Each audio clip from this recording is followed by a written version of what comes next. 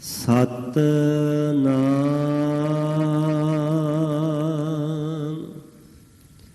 ਸ਼੍ਰੀ ਵਾਹਿਗੁਰੂ ਸਾਹਿਬ JIO. ਸ੍ਰੀ ਰਾਗ ਮਹੱਲਾ ਪੰਜਵਾ। ਦੋ ਕ੍ਰਿਤ ਸੋ ਕ੍ਰਿਤ ਮੰਦੇ, ਸੰਸਾਰ ਸਗਲਾਣਾ। ਦੋਹੂੰ ਤੇ ਰਹਿਤ ਭਗਤ ਹੈ, ਕੋਈ ਵਿਰਲਾ ਜਾਣਾ। ਦੋ ਕ੍ਰਿਤ ਸੋ ਕ੍ਰਿਤ ਮੰਦੇ, ਸੰਸਾਰ ਸਗਲਾਣਾ। ਦੋਹੂੰ ਤੇ ਰਹਿਤ ਭਗਤ ਹੈ, ਕੋਈ ਵਿਰਲਾ ਜਾਣਾ। ਠਾਕੁਰ ਸਰਬੇ ਸਮਾਨਾ, ਕਿਆ ਕਹੋ ਸੁਣੋ ਸੁਆਮੀ। ਤੂੰ ਵੱਡ ਪੁਰਖ ਸੁਜਾਨਾ। ਰਹਾਉ ਮਾਨ ਅਭਮਾਨ ਮੰਦੇ, ਸੋ ਸੇਵਕ ਨਾਹੀ। ਤਤ ਸਮਦਰਸੀ ਸੰਤਹੁ, ਕੋਈ ਕੋਟ ਮੰਦਾਹੀ। ਕਹਿਨ ਕਹਾਵਨ ਇਹੋ ਕੀਰਤ ਕਰ ਲਾ। ਕਥਨ ਕਹਿਨ ਤੇ ਮੁਕਤਾ, ਗੁਰਮੁਖ ਕੋਈ ਵਿਰਲਾ। ਗਾਤ ਆਵਗਾਤ ਕਾਸ਼ ਨਦਰ ਨਾ ਆਇਆ। ਸੰਤਨ ਕੀ ਰੇਣ ਨਾਨਕ ਦਾਨ ਪਾਇਆ।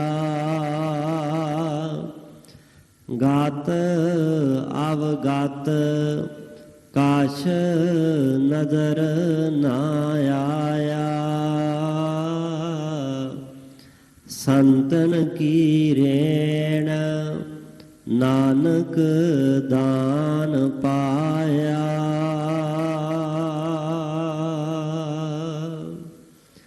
ਵਾਹਿਗੁਰੂ ਜੀ ਕਾ ਖਾਲਸਾ, ਵਾਹਿਗੁਰੂ ਜੀ ਕੀ ਫਤਿਹ। ਪਰਮ ਸਨਮਾਨ ਸਤਿਕਾਰਯੋਗ, ਜੁਗੋ ਜੁਗ ਅਟਲ ਸ਼ਬਦ ਗੁਰੂ ਚਵਰ ਤਖਤ ਛਤਰ ਦੇ ਮਾਲਕ, ਦਸਾਂ ਪਾਤਸ਼ਾਹੀਆਂ ਦੀ ਜੋਤ, ਸਮਰੱਥ ਪ੍ਰਤੱਖ ਹਾਜ਼ਰ ਨਾਜ਼ਰ ਸਤਿਗੁਰੂ,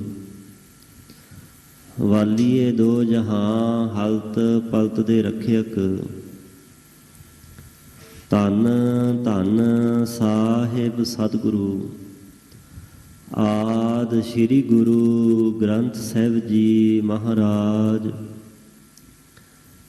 ਐਸੇ ਦੀਨ ਦਿਆਲ ਪਰ ਉਪਕਾਰੀ, ਕਰਨਾ ਨਿਧਾਨ, ਕਿਰਪਾ ਦੀ ਖਾਨ ਸਤਿਗੁਰੂ ਪਾਤਸ਼ਾਹ ਮਹਾਰਾਜ ਜੀ ਦੀ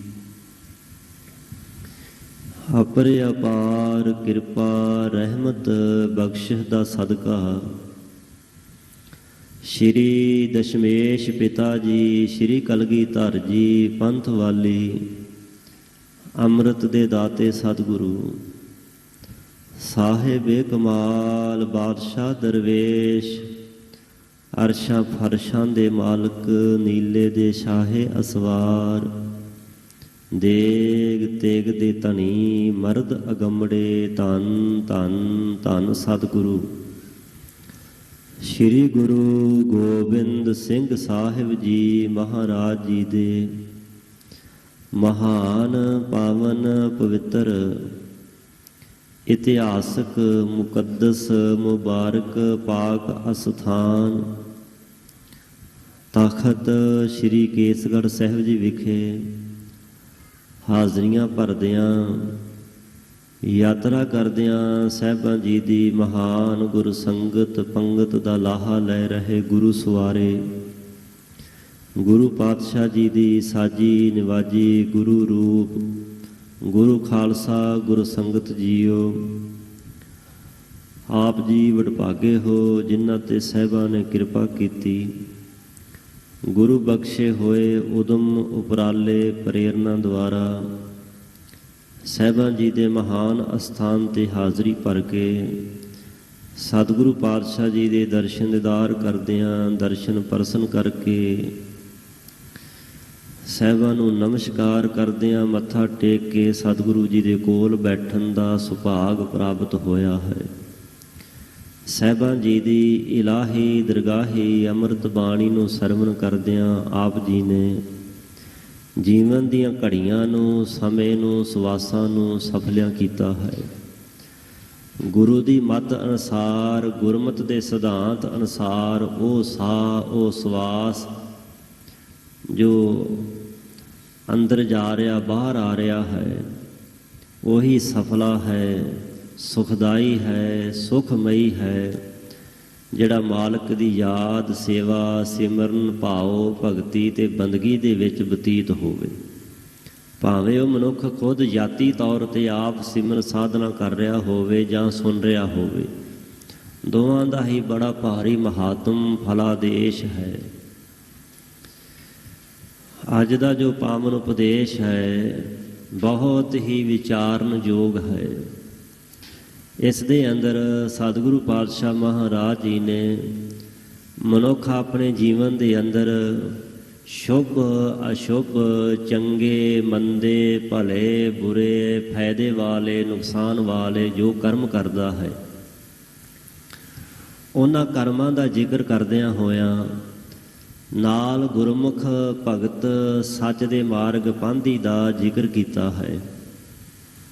ਰਹਾਉ ਵਾਲੇ ਬੰਦ ਦੇ ਅੰਦਰ ਅਕਾਲ ਪੁਰਖ ਵਾਹਿਗੁਰੂ ਜੀ ਦੀ ਸਮਾਨਤਾ, ਵਿਆਪਕਤਾ, ਉਸ ਦੀ ਜ਼ਰੇ ਜ਼ਰੇ ਵਿੱਚ ਲੀਨਤਾ, ਉਹ ਵੱਡਾ ਪੁਰਖ ਹੈ, ਸੁਜਾਣਾ ਪੁਰਖ ਹੈ, ਸਾਰਿਆਂ ਦਾ ਮਾਲਕ ਸੁਆਮੀ ਹੈ। ਉਸ ਅਕਾਲ ਪੁਰਖ ਵਾਹਿਗੁਰੂ ਜੀ ਦੀ ਵਡਿਆਈ ਕੀਤੀ ਹੈ। ਫਿਰ ਅੱਗੇ ਸੇਵਕ ਦੀ ਪਰਿਭਾਸ਼ਾ ਦੱਸੀ ਹੈ ਕਿ ਸੇਵਕ ਕੌਣ ਹੁੰਦਾ ਹੈ, ਸੇਵਕ ਕਿਹੋ ਜਿਹੀ ਅਵਸਥਾ ਦਾ ਮਾਲਕ ਹੁੰਦਾ ਹੈ। ਫਿਰ ਅੱਗੇ ਇੱਕ ਉਸ ਅਵਸਥਾ ਦਾ ਜ਼ਿਕਰ ਕੀਤਾ ਹੈ ਜਿਹਨੂੰ ਬਾਣੀ ਨੇ ਤਤ ਸਮਦਰਸੀ ਅਵਸਥਾ ਆਖਿਆ ਹੈ। ਉਹ ਅਵਸਥਾ ਜੋ ਤਤ ਨੂੰ ਜਾਣਨ ਵਾਲੀ, ਸਮਝਣ ਵਾਲੀ, ਵੇਖਣ ਵਾਲੀ, ਪਰਖਣ ਵਾਲੀ ਹੋਵੇ। ਸੰਸਾਰ ਦੇ ਅੰਦਰ ਅਕਾਲ ਪੁਰਖ ਨਿਰੰਕਾਰ ਗੁਰੂ ਪਰਮੇਸ਼ਰ ਦੀ ਵਡਿਆਈ ਸਿਫਤ ਛੱਡ ਕਰਕੇ ਆਪਣੀ ਹਉਮੈ, ਹੰਗਤਾ, ਮਮਤਾ, ਮੇਰ, ਤੇਰ, ਅਭਿਮਾਨ ਦੇ ਗਰਸੇ ਹੋਏ ਜੀਵ ਕਿਵੇਂ ਆਪਣੀ ਵਡਿਆਈ ਕਰਦੇ ਤੇ ਕਰਵਾਉਂਦੇ ਨੇ, ਇਸ ਰਾਹ 'ਤੇ ਚੱਲਦੇ ਹਨ। ਗੁਰਮਤਿ ਦਾ, ਆਤਮਾ ਦਾ ਰਸਤਾ ਛੱਡ ਕਰਕੇ ਆਪਣੀ ਵਡਿਆਈ ਦੇ ਰਾਹ 'ਤੇ ਮਾਰਗ ਦੇ ਪਾਂਧੀ ਬਣ ਕਰਕੇ ਸਮਾਂ ਅਜਾਈਂ ਗਵਾਉਂਦੇ ਹਨ। ਸੋ ਗੁਰਮੁਖ ਦੀ ਅਵਸਥਾ ਦਾ, ਗੁਰਮੁਖ ਦਾ ਜ਼ਿਕਰ ਕੀਤਾ ਹੈ। ਅੰਤਲੀਆਂ ਪੰਕਤੀਆਂ ਵਿੱਚ ਗਤ ਤੇ ਅਵਗਤ ਦਾ ਜ਼ਿਕਰ ਕੀਤਾ ਹੈ। ਸਾਧੂ ਦੇ, ਪੂਰਨ ਪੁਰਖ ਦੇ, ਗੁਰਮੁਖ ਦੇ ਚਰਨਾਂ ਦੀ ਰੇਨ ਧੂੜੀ ਦਾ ਜ਼ਿਕਰ ਕੀਤਾ ਹੈ। ਇਸ ਵਾਸਤੇ ਸਾਹਿਬਾਂ ਦਾ ਇੱਕ ਇੱਕ ਸ਼ਬਦ, ਇੱਕ ਇੱਕ ਲਫ਼ਜ਼ ਬੜਾ ਹੀ ਵਿਚਾਰਨ ਵਾਲਾ ਹੈ। ਸਾਡੇ ਕਲਯੁਗੀ ਜੀਵਾਂ ਦੇ ਭਲੇ ਹੇਤ ਸਮੁੱਚੀ ਮਨੁੱਖਤਾ, ਮਾਨਵਤਾ ਦਾ ਭਲਾ ਕਰਨ ਵਾਲਾ, ਕਲਿਆਣ ਕਰਨ ਵਾਲਾ ਇਹ ਪਾਵਨ ਉਪਦੇਸ਼ ਹੈ। ਕੋਈ ਗਾਵੇ ਕੋ ਸੁਣੇ ਹਰ ਨਾਮਾ ਚਿਤ ਲਾਏ, ਕਹੋ ਕਬੀਰ ਸੰਸਾ ਨਹੀਂ ਅੰਤ ਪਰਮਗਤ ਪਾਏ। कोई गा लवे कोई सुन लवे, वडियाई सिवत सलाह खुद करे जां सुने। इस गल विच कोई शक संदेह भरम नहीं, तौखला नहीं कि उहदा उधार नहीं होवेगा। बाबा कबीर ਸਾਹਿਬ ਮਹਾਂਪੁਰਖਾਂ ਦੀ ਰਸਨਾ ਤੋਂ ਸਾਹਿਬ ਕਹਿੰਦੇ ਅਖੀਰ ਉਸ ਨੂੰ ਪਰਮ ਗਤੀ ਪਰਮ ਅਵਸਥਾ ਦੀ ਪ੍ਰਾਪਤੀ ਅਵਸ਼ ਹੁੰਦੀ ਹੈ। ਸੋ ਸਾਹਿਬ ਸੱਚੇ ਪਾਤਸ਼ਾਹ ਜੀ ਨੇ ਜਿਵੇਂ ਇਸ ਪਾਵਨ ਉਪਦੇਸ਼ ਦੇ ਅੰਦਰ ਸਾਡੇ ਭਲੇ ਵਾਲਾ ਉਪਦੇਸ਼ ਉਚਾਰਨ ਕੀਤਾ ਹੈ, ਇਸ ਸ਼ਬਦ ਵਿੱਚ ਵਾਹਿਗੁਰੂ ਗੁਰਮੰਤਰ ਦਾ ਜਾਪ ਕਰਦਿਆਂ ਹੋਇਆਂ, ਸਿਮਰਨ ਕਰਦਿਆਂ ਰਸਨਾ ਦੀ ਪਵਿੱਤਰਤਾ ਲਈ, ਮਨ ਚਿੱਤ ਬਿਰਤੀ ਦੀ ਇਕਾਗਰਤਾ ਵਾਸਤੇ। ਕਿਉਂਕਿ ਭਾਵੇਂ ਕੋਈ ਗੁਰੂ ਘਰ ਅੰਦਰ ਬੈਠਾ ਹੋਵੇ, ਸੰਗਤ ਵਿੱਚ ਬੈਠਾ ਹੋਵੇ, ਤਾਂ ਵੀ ਸੁਰਤ ਵਿੱਚ ਖਿੰਡਾਓ ਹੋ ਸਕਦਾ ਹੈ। ਸੁਰਤ ਦੀ ਇਕਾਗਰਤਾ ਜਿਹੜੀ ਭੰਗ ਹੋ ਸਕਦੀ ਹੈ। ਵਾਹਿਗੁਰੂ ਮੰਤਰ ਵਿੱਚ ਉਹ ਸੱਤਿਆ, ਉਹ ਸ਼ਕਤੀ, ਉਹ ਸਮਰੱਥਾ, ਉਹ ਤਾਕਤ ਹੈ, ਕਲਾ ਹੈ ਕਿ ਮਨੁੱਖ ਦੀ ਸੁਰਤ ਨੂੰ ਇਕਾਗਰ ਕਰਦਾ ਹੈ। ਜੇਕਰ ਕਿਸੇ ਨੇ ਤਜਰਬਾ ਕਰਕੇ ਵੇਖਣਾ ਹੋਵੇ, ਰਸਨਾ ਤੋਂ ਜ਼ਬਾਨ ਤੋਂ ਵਾਹਿਗੁਰੂ ਵਾਹਿਗੁਰੂ ਦਾ ਉਚਾਰਨ ਕਰੇ, ਕੋਈ ਪੁਸਤਕ ਕੋਈ ਕਿਤਾਬ ਪੜ੍ਹਨੀ ਸ਼ੁਰੂ ਕਰੇ, ਉਸ ਨੂੰ ਪਤਾ ਲੱਗੇਗਾ ਕਿ ਉਹ ਨਹੀਂ ਪੜ੍ਹ ਸਕੇਗਾ। ਉਹਦਾ ਧਿਆਨ ਵਾਰ-ਵਾਰ ਰਸਨਾ ਦੇ ਸਿਮਰਨ ਵਾਲੇ ਪਾਸੇ ਜਾਵੇਗਾ। ਹੋਰ ਕੋਈ ਗੱਲ ਜੇਕਰ ਸੁਣਨੀ ਚਾਹੇ, ਕਰਨੀ ਚਾਹੇ, ਸੋਚਣੀ ਚਾਹੇ, ਉਹ ਸੋਚ ਬੰਦ ਹੋ ਕਰਕੇ ਵਾਰ-ਵਾਰ ਧਿਆਨ ਸਿਮਰਨ ਵਾਲੇ ਪਾਸੇ ਜਾਂਦਾ ਹੈ। ਕਦੋਂ? ਜਦੋਂ ਕੋਈ ਥੋੜ੍ਹਾ ਬਹੁਤਾ ਸਿਮਰਨ ਕਰਦਾ ਹੈ। ਪਹਿਲਾਂ ਪਹਿਲ ਤਾਂ ਨਹੀਂ।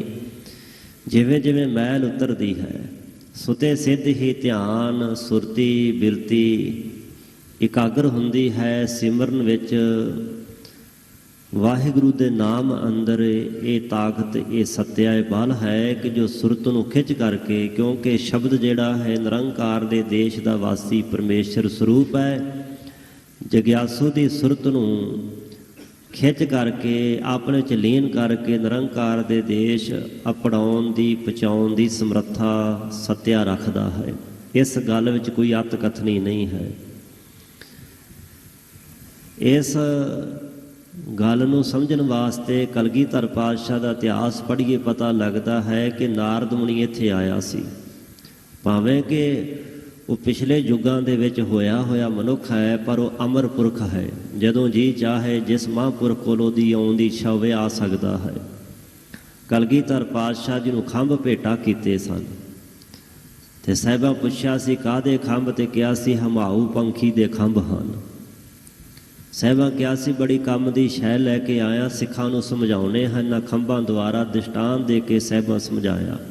ਤੀਰਾਂ ਨਾਲ ਖੰਭ ਜੋੜ ਦਿੱਤੇ, ਲਾ ਦਿੱਤੇ, ਤੀਰ ਚਲਾਏ, ਜਾਓ ਸਿੱਖੋ ਲੱਭ ਕੇ ਲਿਆਓ ਪ੍ਰਸਾਦੀ। ਹਾਥੀ ਨੂੰ ਇਸ਼ਾਰਾ ਹੋਇਆ। ਜਦੋਂ ਸਾਹਿਬ ਤੀਰ ਚਲਾਉਂਦੇ ਸਨ, ਪ੍ਰਸਾਦੀ ਹਾਥੀ ਛੇਤੀ ਨਾਲ ਚੁੱਕ ਕੇ ਲੱਭ ਕੇ ਲੈ ਆਉਂਦਾ ਸੀ, ਪਰ ਉਹ ਤੀਰ ਕਿਸੇ ਨੂੰ ਨਹੀਂ ਸੀ ਲੱਭੇ।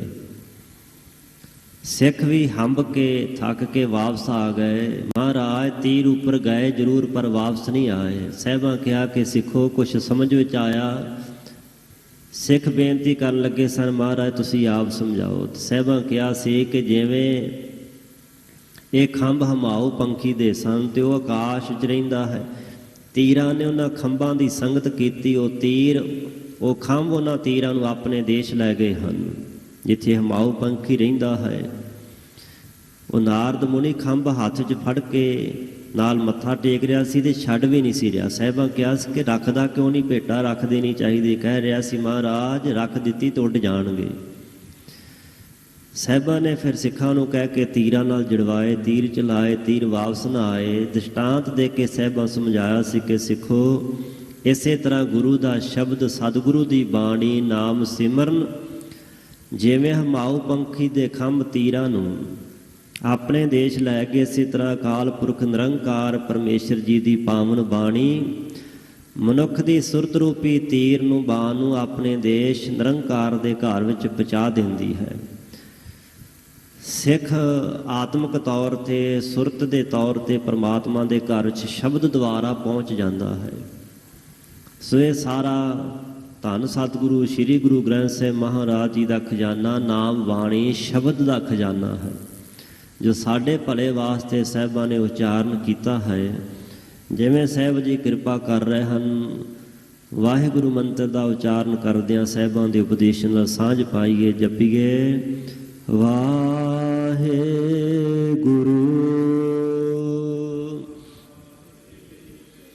ਵਾਹਿਗੁਰੂ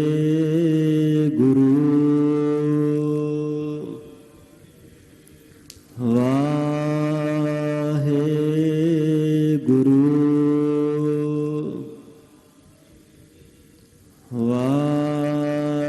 ਵਾਹਿਗੁਰੂ ਵਾਹਿਗੁਰੂ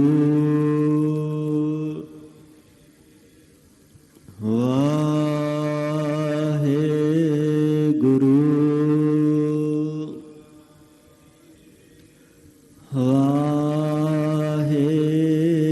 ਵਾਹਿਗੁਰੂ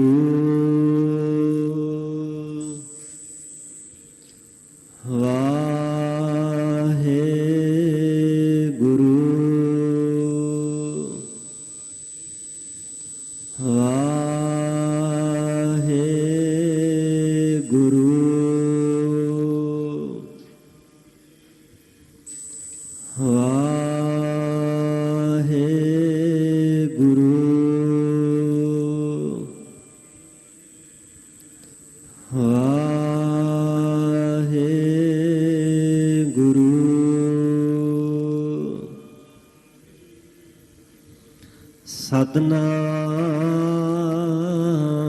ਸ਼੍ਰੀ ਵਾਹਿਗੁਰੂ ਸਾਹਿਬ ਜੀਓ। ਸ੍ਰੀ ਰਾਗ ਮਹੱਲਾ ਪੰਜਵਾ। ਦੋ ਕ੍ਰਿਤ ਸੋ ਕ੍ਰਿਤ ਮੰਦੇ ਸੰਸਾਰ ਸਗਲਾਣਾ।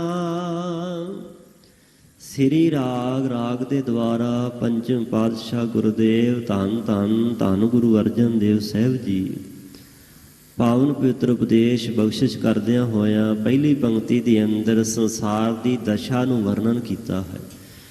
ਬਾਣੀ ਅੰਦਰ ਬਹੁਤ ਸਾਰੇ ਐਸੇ ਸ਼ਬਦ ਨੇ ਜੋ ਦਸ਼ਾ ਵਰਣਨ ਵਿੱਚ ਉਚਾਰਨ ਕੀਤੇ ਨੇ। ਦਸ਼ਾ ਵਰਣਨ ਦਾ ਅਰਥ ਕੀ ਹੁੰਦਾ ਹੈ?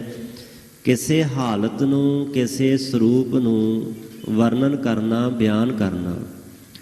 ਭਾਵੇਂ ਉਹ ਮਾਇਆ ਦਾ ਸਰੂਪ ਹੋਵੇ, ਸੰਸਾਰ ਦਾ ਸਰੂਪ ਹੋਵੇ, ਮਨੁੱਖ ਦਾ ਆਪਣਾ ਸੁਭਾਅ ਹੋਵੇ, ਜਾਂ ਰਾਜਨੀਤਿਕ ਹਾਲਾਤ ਹੋਣ। ਜਿਵੇਂ ਆਸਾ ਰਾਗ ਦੇ ਅੰਦਰ ਸਤਿਗੁਰੂ ਨਾਨਕ ਦੇ ਪਾਤਸ਼ਾਹ ਮਹਾਰਾਜ ਜੀ ਦਾ ਪਾਵਨ ਸ਼ਬਦ ਹੈ, ਔਰ ਨਾਲ ਹੀ ਤਲੰਗ ਰਾਗ ਦੇ ਵਿੱਚ ਵੀ ਉਹ ਬਚਨ ਸਤਿਗੁਰੂ ਪਾਤਸ਼ਾਹ ਨੇ ਹੋਰ ਖੋਲ੍ਹ ਕੇ ਬਿਆਨ ਕੀਤਾ ਹੈ। ਆਸਾ ਰਾਗ ਦੇ ਅੰਦਰ ਉਹ ਸ਼ਬਦ ਜਿਸ ਵਿੱਚ ਜ਼ਿਕਰ ਕੀਤਾ ਹੈ, ਮੁਗਲ ਪਠਾਨਾ ਭਈ ਲੜਾਈ ਰਣ ਮੈਂ ਤੇਗ ਵਗਾਈ। ਮੁਗਲਾਂ ਤੇ ਪਠਾਨਾਂ ਦੀ ਲੜਾਈ ਦਾ ਜ਼ਿਕਰ ਹੈ, ਜੰਗ ਯੁੱਧ ਦਾ ਵਰਣਨ ਕੀਤਾ ਹੈ। ਕਿਵੇਂ ਇਸਤਰੀਆਂ ਦੇ ਸਿਰ ਜਿਹੜੇ ਸਿਰ ਕਾਤੀ ਮੁੰਨੀਆਂ ਗਲ ਵਿੱਚ ਆਵੇ ਧੂੜ, ਸਿਰ ਮੁੰਨੇ ਜਾ ਰਹੇ ਹਨ। ਮਿੱਟੀ ਘੱਟੇ ਵਿੱਚ ਉਹਨਾਂ ਨੂੰ ਰੋਲਿਆ ਜਾ ਰਿਹਾ ਹੈ। ਨੌਜਵਾਨ ਮੁਸ਼ਫਟ ਗੱਭਰੂ ਉਹਨਾਂ ਦੇ ਸਰੀਰਾਂ ਦੇ ਮੋਛੇ ਪਾਏ ਗਏ, ਟੁਕੜੇ ਟੁਕੜੇ ਕਰ ਦਿੱਤੇ, ਰੋਟੀ ਖਾਣ ਨੂੰ ਮਿਲਦੀ ਨਹੀਂ। ਫਿਰ ਅੱਗੇ ਜਾ ਕੇ ਸਾਹਿਬਾਂ ਨੇ ਤਲੰਗ ਰਾਗ ਵਿੱਚ ਜੈਸੀ ਮੈਂ ਆਵੇ ਖਸਮ ਕੀ ਬਾਣੀ, ਤੈਸਰਾ ਕਰੀ ਗਿਆਨ ਵੇ ਲਾਲੋ, ਪਾਪ ਕੀ ਜੰਜ ਲੈ ਕਾਬਲੋਂ ਧਾਇਆ, ਜੋਰੀ ਮੰਗੈ ਦਾਨ ਵੇ ਲਾਲੋ। ਇਹ ਸ਼ਬਦ ਜਿਹੜੇ ਦਸ਼ਾ ਵਰਣਨ ਹਨ। ਕੁਛ ਸ਼ਬਦ ਐਸੇ ਨੇ ਜੋ ਬੇਨਤੀ ਪੂਰਵਕ ਹਨ, ਕੁਛ ਸ਼ਬਦ ਐਸੇ ਨੇ ਜੋ ਉਸਤਤ ਤੇ ਮਹਿਮਾ ਦੇ ਰੂਪ ਵਿੱਚ ਹਨ, ਕੁਛ ਸ਼ਬਦ ਐਸੇ ਨੇ ਜਿਹੜੇ ਸਿੱਧੀ ਪ੍ਰੇਰਨਾ ਦਿੰਦੇ ਹਨ ਕਿ ਇਹ ਕਰਮ ਕਰ ਤੇ ਇਹ ਕਰਮ ਨਾ ਕਰ, ਉਪਦੇਸ਼ ਰੂਪ ਵਿੱਚ ਹਨ। ਸੋ ਸਤਿਗੁਰੂ ਸੱਚੇ ਪਾਤਸ਼ਾਹ ਮਹਾਰਾਜ ਜੀ ਨੇ ਇਹ ਪੰਕਤੀ ਜਿਹੜੀ ਇਹਨੂੰ ਦਸ਼ਾ ਵਰਣਨ ਵਿੱਚ ਵਰਣਨ ਕੀਤਾ ਹੈ। ਦੋ ਕ੍ਰਿਤ, ਦੋ ਦਾ ਅਰਥ ਹੈ ਬੁਰਾ, ਮੰਦਾ, ਭੈੜਾ, ਮਾੜਾ। ਕ੍ਰਿਤ ਦਾ ਅਰਥ ਹੈ ਕੰਮ, ਕੰਮ ਤੋਂ ਭਾਵ ਹੈ ਕਰਮ। ਸੰਸਕ੍ਰਿਤ ਵਿੱਚ ਇਹਨੂੰ ਕੰਮ ਨੂੰ ਕਰਮ ਆਖਿਆ ਜਾਂਦਾ ਹੈ। ਸੋ ਕ੍ਰਿਤ, ਸੋ ਦਾ ਅਰਥ ਹੈ ਸ੍ਰੇਸ਼ਟ, ਕ੍ਰਿਤ ਦਾ ਅਰਥ ਹੈ ਕਰਮ। ਚੰਗਾ ਕਰਮ ਤੇ ਮੰਦਾ ਕਰਮ, ਦੋ ਤਰ੍ਹਾਂ ਦੇ ਕਰਮ ਮਨੁੱਖ ਸੰਸਾਰ ਵਿੱਚ ਕਰਦਾ ਹੈ। ਜ਼ਿਆਦਾਤਰ ਭਾਵੇਂ ਕਿ ਕਰਮਾਂ ਦੀ ਕੋਈ ਗਿਣਤੀ ਨਹੀਂ ਹੈ, ਪਰ ਮੁੱਖ ਰੂਪ ਵਿੱਚ ਦੋ ਹੀ ਹਨ, ਪਾਪ ਕਰਮ ਤੇ ਪੁੰਨ ਕਰਮ। ਬੁਰਾ ਕਰਮ ਤੇ ਭਲਾ ਕਰਮ, ਫਾਇਦੇ ਵਾਲਾ ਕਰਮ ਤੇ ਨੁਕਸਾਨਦਾਇਕ ਕਰਮ। ਕਰਦਾ ਉਹ ਮਨੁੱਖ ਹੀ ਹੈ, ਭਾਵੇਂ ਉਹਦਾ ਖੁਦ ਦਾ ਹੀ ਨੁਕਸਾਨ ਕਿਉਂ ਨਾ ਹੋ ਜਾਵੇ, ਕਰਦਾ ਉਹ ਆਪ ਹੀ ਹੈ, ਫਾਇਦੇ ਵਾਲਾ ਵੀ ਹੋਵੇ ਜਾਂ ਨੁਕਸਾਨ ਵਾਲਾ। ਇਹ ਕਰਮ ਜਿਹੜੇ ਕੌਣ ਕਰਦਾ ਹੈ? ਸਾਹਿਬ ਕਹਿੰਦੇ ਦੋ ਕਿਰਤ ਸੋ ਕ੍ਰਿਤ ਮੰਦੇ, ਮੰਦੇ ਦਾ ਅਰਥ ਹੈ ਵਿੱਚ, ਵਿਚਕਾਰ। ਇਹਨਾਂ ਦੋਵਾਂ ਕਰਮਾਂ ਦੀ ਗਤੀ ਵਿੱਚ, ਚਾਲ ਵਿੱਚ, ਢਾਲ ਵਿੱਚ, ਦੋਵਾਂ ਕਰਮਾਂ ਦੀ ਰਫਤਾਰ ਮੰਦੇ ਵਿੱਚ ਸੰਸਾਰ ਸਗਲਾਣਾ। ਸੰਸਾਰ ਆ ਜਿੰਨੀ ਸਿੱਟੀ ਹੈ, ਅਸੀਂ ਸਾਰੇ ਸੰਸਾਰੀ ਲੋਕ ਸੰਸਾਰ ਦੇ ਅੰਦਰ ਹਾਂ। ਆ ਸਾਰੀ ਰਚਨਾ ਦਾ ਨਾਮ ਹੀ ਸੰਸਾਰ ਹੈ। ਸਗਲਾਣਾ ਦਾ ਅਰਥ ਹੁੰਦਾ ਸਗਲਾ, ਸਾਰਾ ਸਮੂਹ ਜਿੰਨਾ ਵੀ ਹੈ। ਦੋ ਕਰਮਾਂ ਦੀ ਖੇਡ ਵਿੱਚ ਸਾਰਾ ਜਗਤ, ਸਾਰਾ ਸੰਸਾਰ ਬੱਝਾ ਪਿਆ ਹੈ। ਕੋਈ ਚੰਗਾ ਕਰਮ ਕਰਦਾ ਹੈ, ਉਸ ਕੀਤੇ ਹੋਏ ਚੰਗੇ ਕਰਮ ਦਾ ਉਸਨੂੰ ਸੁਖਦਾਈ, ਭਲਾ, ਉੱਤਮ ਫਲ ਪ੍ਰਾਪਤ ਹੁੰਦਾ। ਕੋਈ ਪਾਪ ਕਰਮ ਕਰਦਾ ਹੈ, ਜਿਵੇਂ ਸਾਹਿਬਾਂ ਦਾ ਵਚਨ ਹੈ, ਪਾਪੀ ਕਰਮ ਕਮਾਵਦੇ ਤੇ ਫਲ ਕੀ ਮਿਲਦਾ? ਕਰਦੇ ਹਾਏ ਹਾਏ। ਉਹ ਕੋਈ ਸੁੱਖ ਦੇ ਗੀਤ ਨਹੀਂ ਗਾਉਂਦੇ ਜਿਹੜੇ ਬੁਰੇ ਕਰਮ ਕਰਦੇ। ਕਰਦੇ ਹਾਏ ਹਾਏ, ਨਾਨਕ ਜਿਉਂ ਮਥਨ ਮਾਧਾਣੀਆਂ ਤਿਉਂ ਮੱਥੇ ਧਰਮ ਰਾਏ। ਹੁਣ ਦਹੀਂ ਦੀ ਹਾਲਤ ਜੋ ਹੁੰਦੀ ਮਧਾਣੀ ਪਾਏ, ਉਹ ਦਹੀਂ ਜਾਣਦਾ ਹੈ ਕਿ ਕਿਵੇਂ ਮਧਾਣੀ ਉਸ ਨੂੰ ਰਿੜਕ ਦਿੰਦੀ ਹੈ, ਲੱਸੀ ਦਾ ਰੂਪ ਕਰ ਦਿੰਦੀ, ਵਿੱਚੋਂ ਮੱਖਣ ਪਾਸੇ ਕਰ ਦਿੰਦੀ ਹੈ, ਹੁੰਦਾ ਦਹੀਂ ਹੈ। ਇਸੇ ਤਰ੍ਹਾਂ ਨਰਕਾਂ ਦੀ ਚਾਟੀ 'ਚ ਪਾ ਕੇ ਜੀਵ ਰੂਪੀ ਦਹੀਂ ਨੂੰ ਧਰਮ ਰਾਜਾ ਰੂਪੀ ਸੁਆਣੀ ਦੁੱਖਾਂ ਦੀ ਮਧਾਣੀ ਦੇ ਨਾਲ ਰਿੜਕਦਾ ਹੈ, ਚਟਨੀ ਬਣਾ ਕੇ ਰੱਖ ਦਿੰਦਾ, ਜਾਨ ਕੱਢ ਦਿੰਦਾ ਹੈ। ਫਿਰ ਬੜਾ ਬੇਲਿਹਾਜ਼ਾ ਸਾਹਿਬਾਂ ਨੇ ਬਾਣੀ ਵਿੱਚ ਇਸ ਦਾ ਵੀ ਜ਼ਿਕਰ ਕੀਤਾ। ਤੁਮ ਨਹੀਂ ਸੁਣਿਓ? ਧਰਮ ਰਾਜ ਜਿਹੜਾ ਬੜਾ ਕਰੜਾ ਬੇਲਿਹਾਜ਼ਾ, ਕਿਸੇ ਦਾ ਲਿਹਾਜ਼ ਨਹੀਂ ਕਰਦਾ। ਇੱਕ ਐਸਾ ਕਿਉਂ ਹੁੰਦਾ? ਸਾਹਿਬ ਕਹਿੰਦੇ ਦੋ ਕਿਰਤ ਬੁਰਾ ਮੰਦਾ ਕਰਮ ਕਰਨ ਕਰਕੇ। ਇਸ ਪੰਕਤੀ ਦੀ ਵਿਆਖਿਆ ਖੋਲ੍ਹ ਕੇ ਪੜ੍ਹਨੀ ਹੋਵੇ ਦੋਵਾਂ ਸ਼ਬਦਾਂ ਦਾ ਤਾਂ ਬਾਬਾ ਧੰਨ ਬਾਬਾ ਤਰਲੋਚਨ ਜੀ, ਉਹਨਾਂ ਦਾ ਇੱਕ ਸ਼ਬਦ ਹੈ ਧਨਾਸਰੀ ਰਾਗ ਦੇ ਅੰਦਰ। 5 ਉਦਾਹਰਨਾਂ ਉਹਨਾਂ ਦੇ ਕਰਕੇ ਦੋ ਕ੍ਰਿਤ ਤੇ ਸੋ ਕ੍ਰਿਤ ਦਾ ਜ਼ਿਕਰ ਕੀਤਾ ਹੈ ਕਿ ਕਿਵੇਂ ਬੰਦੇ ਨੂੰ, ਮਨੁੱਖ ਨੂੰ ਕੀਤੇ ਹੋਏ ਕਰਮਾਂ ਦਾ, ਜੋ ਵੀ ਕਰਮ ਕਰਦਾ ਚੰਗਾ ਜਾਂ ਮੰਦਾ, ਉਹਦਾ ਫਲ ਉਸ ਨੂੰ ਅਵੱਸ਼ ਭੁਗਤਣਾ ਪੈਂਦਾ ਹੈ। ਭਾਵੇਂ ਕਿ ਗੁਰਮਤ ਜਿਹੜੀ ਹੈ ਕਰਮਾਂ ਦੀ ਫਿਲਾਸਫੀ ਨੂੰ ਅਕੱਟ ਨਹੀਂ ਮੰਨਦੀ ਕਿ ਕਰਮ ਜਿਹੜੇ ਨੇ ਅਕੱਟ ਨੇ, ਫਲ ਦੇਣ ਤੋਂ ਬਿਨਾਂ ਨਹੀਂ ਭੁਗਤੇ ਜਾ ਸਕਦੇ। ਹਾਂ, ਸਨਾਤਨ ਮਤ ਇਸ ਗੱਲ ਦੇ ਨਾਲ ਬਿਲਕੁਲ ਸਹਿਮਤ ਹੈ। ਗੁਰਮਤ ਇਸ ਤੋਂ ਬੜੀ ਅੱਗੇ ਦੀ ਗੱਲ ਕਰਦੀ ਹੈ ਕਿ ਕਰਮ ਸੁਪਨੇ ਵਿੱਚ ਵੀ ਗੁਰੂ ਭੁਗਤਾ ਸਕਦਾ, ਸੂਖਮ ਰੂਪ ਵਿੱਚ, ਸੂਲੀ ਤੋਂ ਸੂਲ ਦੇ ਰੂਪ ਦੇ ਵਿੱਚ। ਉਹ ਜਿਹੜਾ ਪਾਵਨ ਸ਼ਬਦ ਹੈ ਭਗਤ ਬਾਬਾ ਤਰਲੋਚਨ ਸਾਹਿਬ ਜੀ ਨੇ ਆਪਣੀ ਧਰਮ ਸੁਪਤਨੀ ਨੂੰ ਮੁਖਾਤਬ ਹੁੰਦਿਆਂ ਹੋਇਆਂ ਉਚਾਰਨ ਕੀਤਾ ਹੈ। ਨਾਰਾਇਣ ਨਿੰਦਸ ਕਾਹੇ ਭੂਲੀ ਗਵਾਰੀ, ਦੋ ਕ੍ਰਿਤ ਸੋ ਕ੍ਰਿਤ ਥਾਰੋ ਕਰਮ ਰੀ। ਰੀ ਦਾ ਅਰਥ ਹੁੰਦਾ ਹੈ ਬੀਬਾ, ਹੈ ਇਸਤਰੀ। ਅਕਾਲ ਪੁਰਖ ਦੀ ਨਿੰਦਾ ਕਿਉਂ ਕਰਦੀ ਹੈ? ਮੰਦੇ ਕਰਮ ਤੂੰ ਆਪ ਕਰੇ ਤੇ ਦੋਸ਼ ਦੂਜਿਆਂ ਦੇ ਸਿਰ ਤੇ ਬੜੇ, ਇਹ ਤੈਨੂੰ ਕੌਣ ਸਿੱਖਿਆ ਦੇ ਗਿਆ ਹੈ? ਇਹ ਤੈਨੂੰ ਕਿਹਨੇ ਦੱਸਿਆ ਹੈ ਕਿ ਮੰਦਾ ਬੀਜ ਤੂੰ ਆਪ ਬੀਜੇ? ਜਦੋਂ ਸੂਲਾਂ ਕੰਡੇ ਵੱਜਣ ਤੇ ਫਿਰ ਕਵੇਂ ਜੀ ਨਹੀਂ ਮੈਂ ਤਾਂ ਕੋਈ ਐਸਾ ਕਰਮ ਕੀਤਾ ਨਹੀਂ। ਵੈਸੇ ਮਨੁੱਖ ਦੀ ਫਿਤਰਤ ਆਦਤ ਹੈ ਕਿ ਕਰਮ ਜਦੋਂ ਕਰਦਾ ਹੈ, ਕਰਦਾ ਤਾਂ ਖੁਦ ਹੈ ਪਰ ਫਿਰ ਕਰਮ ਕਰਕੇ ਭੁੱਲ ਜਾਂਦਾ ਹੈ। ਜਦੋਂ ਫਲ ਮਿਲਦਾ ਕਹਿੰਦਾ ਮੈਂ ਤਾਂ ਜੀ ਕਦੀ ਕਿਸੇ ਦਾ ਬੁਰਾ ਨਹੀਂ ਕੀਤਾ, ਪਤਾ ਨਹੀਂ ਇਹ ਕਿਉਂ ਮੇਰੇ ਤੇ ਇਹੋ ਜਿਹੀ ਵਿਪਤਾ ਆ ਗਈ, ਮੈਂ ਤਾਂ ਸਾਰਿਆਂ ਦਾ ਭਲਾ ਕਰਦਾ, ਫਿਰ ਐਸਾ ਕਿਉਂ ਹੋਇਆ? ਹੋ ਸਕਦਾ ਇਸ ਜਨਮ 'ਚ ਕੋਈ ਬੁਰਾ ਨਾ ਕੀਤਾ ਹੋਵੇ, ਪਿਛਲੇ ਤੋਂ ਪਿਛਲਾ ਹੋਵੇ। ਬਾਬਾ ਤਰਲੋਚਨ ਸਾਹਿਬ ਜੀ ਕਹਿੰਦੇ ਦੋ ਕ੍ਰਿਤ ਸੋ ਕ੍ਰਿਤ ਥਾਰੋ। ਥਾਰੋ ਦਾ ਅਰਥ ਹੁੰਦਾ ਤੇਰਾ, ਤੁਹਾਡਾ ਕਰਮ। ਰੇ ਤੁਹਾਡਾ ਕਰਮ ਹੈ, ਭਾਵੇਂ ਤੁਸੀਂ ਚੰਗਾ ਕਰੋ ਤੇ ਭਾਵੇਂ ਮੰਦਾ ਕਰੋ, ਇਹ ਤੁਹਾਡਾ ਆਪਣਾ ਬੀਜਿਆ ਹੋਇਆ ਹੈ। ਤੁਸੀਂ ਬੀਜਿਆ ਸੀ ਕਿਸੇ ਸਮੇਂ, ਤਾਂਹੀਏ ਸਾਹਿਬਾਂ ਕਿਹਾ ਹੈ ਜਿਹਾ ਬੀਜੈ ਸੋ ਲੁਣੈ, ਕਰਮਾ ਸੰਦੜਾ ਖੇਤ। ਖੇਤ ਸਰੀਰ ਜੋ ਬੀਜਿਆ ਸੋ ਅੰਤ ਖਲੋਆ ਆਏ। ਅੱਗੇ ਪਹਿਲੀ ਉਦਾਹਰਨ ਜਿਹੜੀ ਦਿੱਤੀ ਹੈ ਉਹ ਚੰਦਰਮਾ ਦੀ ਦਿੱਤੀ ਹੈ। ਸੰਕਰਾ ਮਸਤਕ ਬਸਤਾ ਸੁਰਸਰੀ ਇਸਨਾਨ ਰੇ, ਕੁਲ ਜਨ ਮੱਦੇ ਮਿਲਿਓ ਸਾਰਗ ਪਾਨ ਰੇ। ਕਰਮ ਕਰਮਾਂ ਨੂੰ ਕਰਨ ਕਰਕੇ। ਕਲੰਕ ਮਫੀਟ ਸਰੀ, ਇਹ ਪਹਿਲੀ ਉਦਾਹਰਨ ਉਹਨਾਂ ਮਹਾਂਪੁਰਖਾਂ ਦਿੱਤੀ ਹੈ ਚੰਦਰਮੇ ਦੀ। ਚੰਦਰਮਾ ਕਲੰਕੀ ਹੈ ਪਰ ਨਾਰੀ ਕੇ ਭਜੇ ਚੰਦਰ ਕਲੰਕ ਲਵਾਇਓ। ਕਲਗੀਧਰ ਪਾਤਸ਼ਾਹ ਜੀ ਕਹਿੰਦੇ ਹਨ ਬੁਰਾ ਕਰਮ ਕਿਸੇ ਨੇ ਕਰਨਾ ਸੀ, ਉਹਦੇ 'ਚ ਸਾਥ ਦਿੱਤਾ ਸੀ ਰਾਜੇ ਇੰਦਰ ਦਾ, ਉਸ ਕਰਕੇ ਵੀ ਉਹ ਪਾਪ ਕਰਮ ਦਾ ਭਾਗੀ ਬਣਿਆ। ਤੇ ਉਦਾਹਰਨ ਦਿੱਤੀ ਹੈ ਮਹਾਂਪੁਰਖਾਂ ਨੇ, ਕਹਿੰਦੇ ਵੇਖੋ ਸ਼ੰਕਰਾ ਮਸਤਕ ਬਸਤਾ, ਸ਼ੰਕਰ ਸ਼ਿਵ ਭੋਲੇਨਾਥ ਦੇ ਮੱਥੇ ਵਿੱਚ ਚੰਦਰਮਾ ਵਸਦਾ ਹੈ। ਸੁਰਸਰੀ ਇਸ਼ਨਾਨ ਰੇ, ਸੁਰਸਰੀ ਗੰਗਾ ਵਿੱਚ ਨਿਤ ਨਹਾਉਂਦਾ ਇਸ਼ਨਾਨ ਕਰਦਾ ਹੈ। ਕੁਲ ਜਨ ਮੱਧੇ ਮਿਲਿਓ ਸਾਰੰਗ ਪਾਨ, ਉਹਦੀ ਕੁਲ ਦੇ ਮੱਧੇ ਵਿੱਚ ਸਾਰੰਗ ਪਾਨ ਇੱਕ ਧਨਕ ਹੈ। ਉਸ ਧਨਕ ਨੂੰ ਧਾਰਨ ਕਰਨ ਵਾਲਾ ਵਿਸ਼ਨੂੰ ਦਾ ਰੂਪ ਸ਼੍ਰੀ ਕ੍ਰਿਸ਼ਨ ਚੰਦਰ ਵੰਸ਼ ਵਿੱਚ ਪੈਦਾ ਹੋਇਆ ਸੀ, ਜਿਹਨੂੰ ਯਾਦਵ ਵੰਸ਼ ਅੱਗੇ ਜਾ ਕੇ ਕਿਹਾ ਜਾਂਦਾ। ਉਹ ਪੁਰਾਣੀ ਚੰਦਰ ਵੰਸ਼ੀ ਸੀ। ਦੋ ਵੰਸ਼ਾਂ ਸਨ ਭਾਰਤ ਅੰਦਰ, ਇੱਕ ਚੰਦਰ ਵੰਸ਼ੀ, ਇੱਕ ਸੂਰਜ ਵੰਸ਼ੀ। ਚੰਦਰ ਵੰਸ਼ੀ ਸਨ ਸ਼੍ਰੀ ਕ੍ਰਿਸ਼ਨ ਜੀ, ਜਿਨ੍ਹਾਂ ਨੂੰ ਯਾਦਵ ਰਾਜਾ ਜੱਦੂ ਤੋਂ ਬਾਅਦ ਵਿੱਚ ਉਹ ਯਾਦਵ ਪ੍ਰਸਿੱਧ ਹੋਏ। ਕੁਲ ਜਨ ਮੱਧੇ ਮਿਲਿਓ ਸਾਰੰਗ ਪਾਨ ਨੇ, ਉਹਦੀ ਕੁਲ ਵਿੱਚ ਸ਼੍ਰੀ ਕ੍ਰਿਸ਼ਨ ਪੈਦਾ ਹੋਇਆ ਚੰਦਰਮੇ ਦੀ ਕੁਲ ਵਿੱਚ। ਤੇ ਕੀ ਉਹਦਾ ਕੀਤਾ ਹੋਇਆ ਕਰਮ, ਉਹਦਾ ਫਲ ਮਿਟ ਗਿਆ? ਉਹ ਕਹਿੰਦੇ ਬਿਲਕੁਲ ਨਹੀਂ। ਕਰਮ ਕਰ, ਜੋ ਕਰਮ ਕੀਤਾ ਸੀ ਨਾ ਉਸਨੇ, ਕਲੰਕ ਮਫੀਟ ਸਰੀ, ਮਫੀਟਸ ਦਾ ਅਰਥ ਹੁੰਦਾ ਨਹੀਂ ਮਿਟਿਆ, ਨਹੀਂ ਦਾਗ ਹਟਿਆ, ਅੱਜ ਤੱਕ ਉਹ ਦਾਗ ਲੱਗਾ ਹੈ। ਦੂਜੀ ਉਦਾਹਰਨ ਦਿੱਤੀ ਹੈ ਸੂਰਜ ਦੀ। ਵਿਸ਼ਵ ਕਾ ਦੀਪਕ ਸੁਆਮੀ, ਤਾ ਚਿਹਰੇ ਸਵਾਰਥੀ ਪੰਖੀ ਰਾਏ ਗਰੜ, ਤਾ ਚੇ ਬਾਦਵਾ। ਬਾਦਵਾ ਦਾ ਅਰਥ ਹੁੰਦਾ ਰਿਸ਼ਤੇਦਾਰ। ਵਿਸ਼ਵ ਦਾ ਅਰਥ ਹੈ ਸੰਸਾਰ, ਵਿਸ਼ਵ ਕਾ ਦੀਪਕ ਸੁਆਮੀ ਦਾ ਅਰਥ ਹੈ ਮਾਲਕ, ਜੋ ਸਾਰੀ ਸ੍ਰਿਸ਼ਟੀ ਨੂੰ ਚਾਨਣ ਦੇਣ ਵਾਲਾ ਹੈ। ਸੂਰਜ ਉਸ ਦਾ ਮਾਲਕ ਹੈ, ਸੂਰਜ ਦਾ ਰਥਵਾਈ ਹੈ। ਤੇ ਫਿਰ ਰਿਸ਼ਤੇਦਾਰ ਕਿਸ ਦਾ ਹੈ? ਗਰੜ ਦਾ। ਪੰਖੀ ਰਾਏ ਗਰੜ, ਜੋ ਪੰਛੀਆਂ ਦਾ ਰਾਜਾ ਗਰੜ ਹੈ, ਉਸ ਦਾ ਵੱਡਾ ਭਾਈ ਹੈ, ਭਰਾ ਹੈ ਸਕਾ। ਕਸ਼ਪ ਰਿਖੀ ਦਾ ਪੁੱਤਰ। ਨਾਮ ਕੀ ਲਿਖਿਆ ਹੈ? ਕਰਮਕਾਰ ਅਰਨ ਪਿੰਗਲਾਰੀ। ਅਰਨ ਉਹਦਾ ਨਾਮ ਸੀ। ਉਸ ਵਿਅਕਤੀ ਦਾ ਕੀਤੇ ਹੋਏ ਕਰਮ ਕਰਕੇ ਜਨਮ ਤੋਂ ਹੀ ਪਿੰਗਲਾ ਪੈਦਾ ਹੋਇਆ।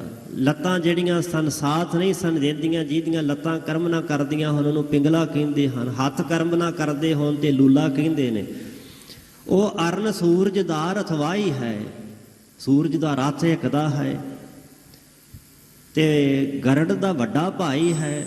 ਤੇ ਕੀ ਉਹਦਾ ਕਰਮ ਜਿਹੜਾ ਉਹਨੇ ਪਾਪ ਕਰਮ ਕੀਤਾ ਸੀ, ਉਹਦਾ ਫਲ ਜਿਹੜਾ ਉਹਨੂੰ ਭੁਗਤਣ ਤੋਂ ਬਿਨਾਂ ਰਹਿ ਸਕਿਆ? ਨਹੀਂ। ਕਰਮ ਕਰ ਅਰਨ ਪਿੰਗਲਾ ਰੇ, ਆਪਣੇ ਕੀਤੇ ਹੋਏ ਕਰਮ ਦੇ ਕਾਰਨ ਅਰਨ ਜਿਹੜਾ ਹੈ ਉਹ ਪਿੰਗਲਾ ਜੰਮਿਆ ਸੀ, ਪਿੰਗਲਾ ਹੀ ਪੈਦਾ ਹੋਇਆ ਤੇ ਸਾਰੀ ਉਮਰ ਹੀ ਪਿੰਗਲਾ ਰਿਹਾ। ਉਹਦਾ ਪਿੰਗਲਪੁਣਾ ਜਿਹੜਾ ਸੀ ਉਹ ਨਾ ਦੂਰ ਹੋ ਸਕਿਆ।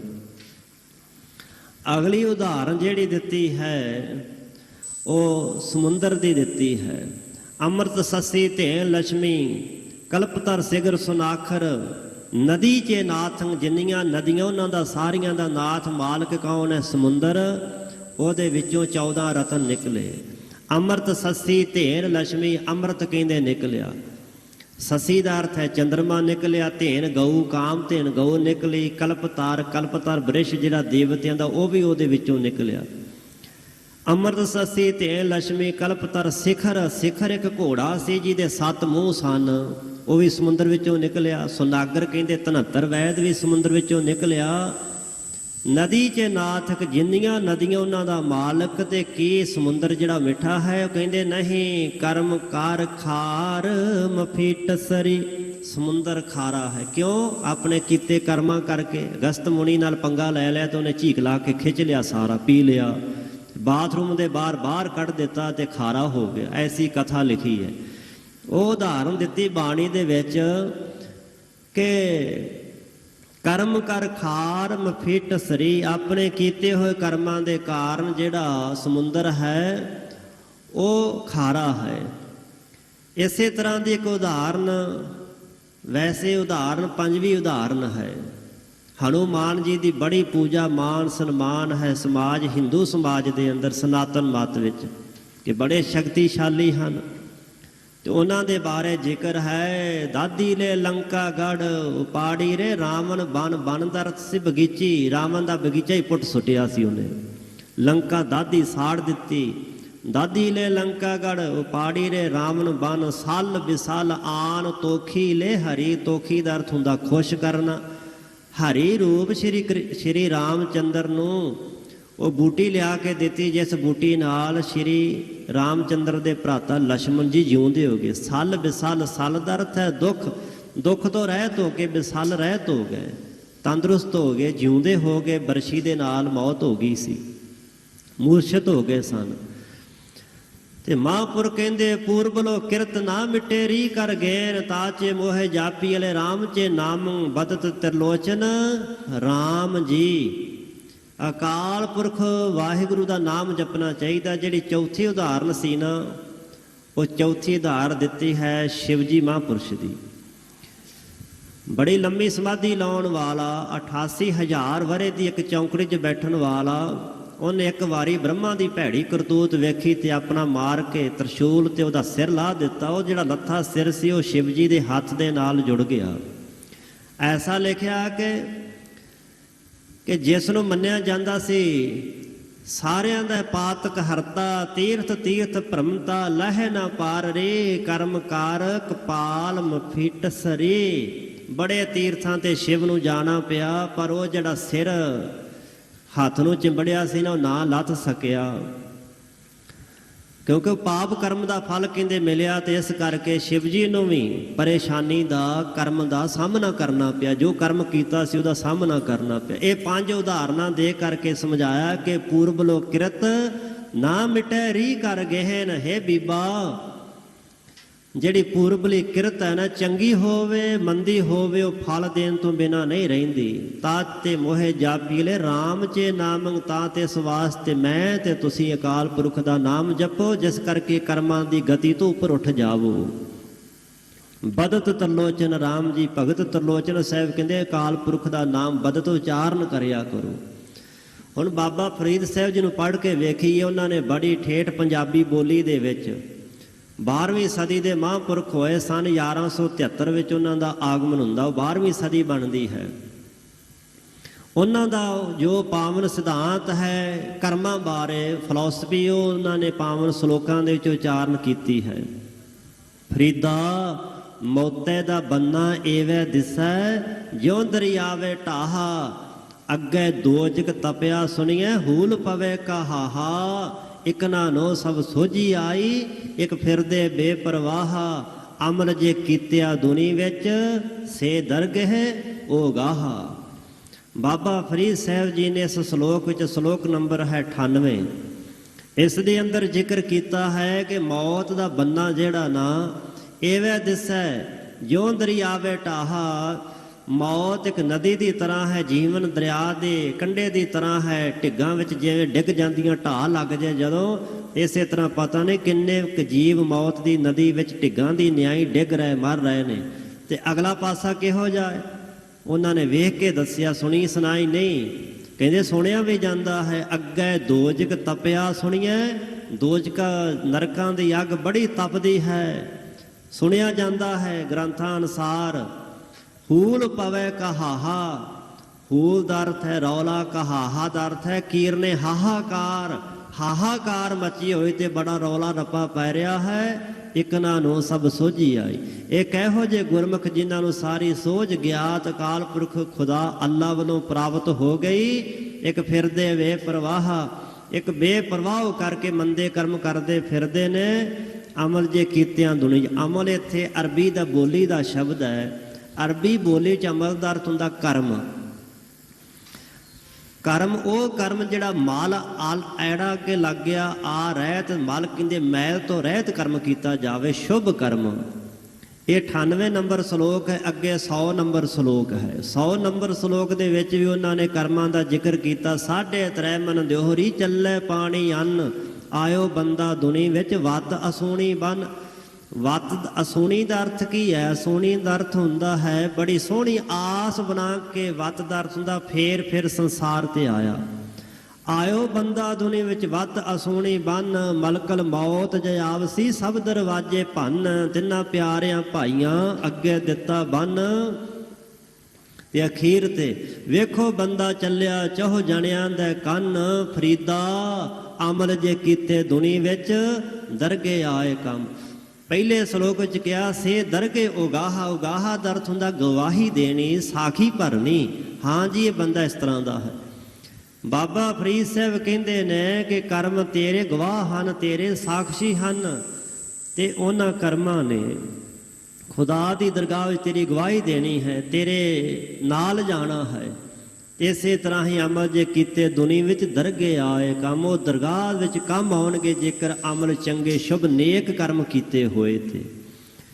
ਸੋ ਗੁਰੂ ਅਰਜਨ ਦੇਵ ਪਾਤਸ਼ਾਹ ਨੇ ਇਸ ਪਹਿਲੀ ਪੰਕਤੀ ਦੇ ਅੰਦਰ ਜ਼ਿਕਰ ਕੀਤਾ, ਦੋ ਕ੍ਰਿਤ ਸੋ ਕ੍ਰਿਤ ਮੰਦੇ, ਸੰਸਾਰ ਸਗਲਾਣਾ ਸਾਰਾ ਸੰਸਾਰ, ਕੋਈ ਪਾਪ ਕਰਮ ਕਰਦਾ ਹੈ, ਕੋਈ ਪੁੰਨ ਕਰਮ ਕਰਦਾ ਹੈ।